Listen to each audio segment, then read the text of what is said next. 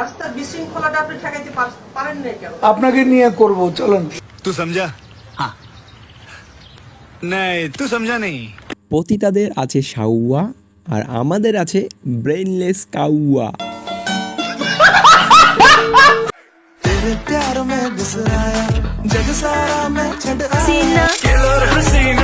এটা কি বানালি তোরা? এই যে কথায় আছে না, বাঙালি মানেই অস্থির।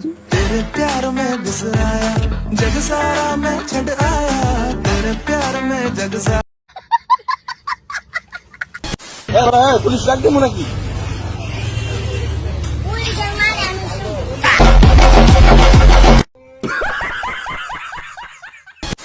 দুনিয়ার সব শান্তি এক পাশে, আর ছাত্রলীগের অমুক নেতা মারা গেছে ওইটার শান্তি আরেক পাশে। এটা ঠিক বলেছো বোন, আমি তোমার সাথে একমত।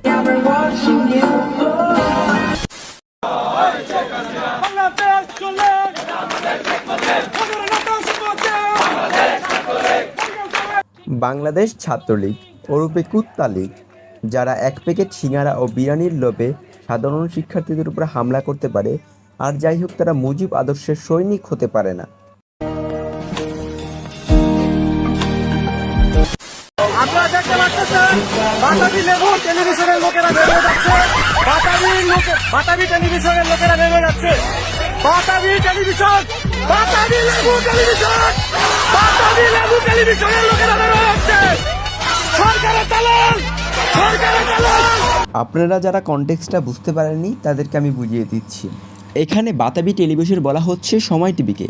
কেন বলা হচ্ছে? কারণ সময় টিভি এই মুহূর্তে এসে আলিজালি নিউজ করছে, তাই তাদেরকে সরকারের দালাল বলা হচ্ছে এবং বাতাবি টেলিভিশন বলা হয়।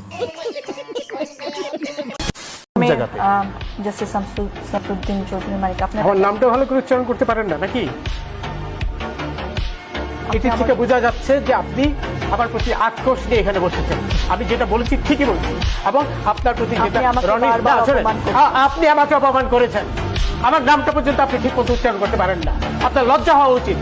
এবং রনি যেটা বললো, শালায় যখন গাঁজা খেয়ে টক শোতে আসে, উত্তেজিত হওয়ার কারণ হচ্ছেন আপনি, আপনি আমাকে উত্তেজিত করছেন। শালায় নাকি উত্তেজিত হয়ে গেছে। আরে শালা, এটা খাট নয়, এটা টক শো, এখানে উত্তেজিত হতে নেই।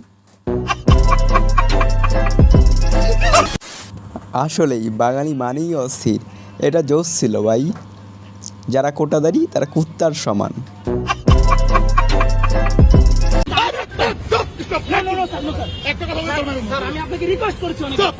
তুমি হাকিম হইয়া হুকুম করো, পুলিশ হইয়া ধরো। আদেও কি আমরা স্বাধীন নই? আমরা স্বাধীন নয়।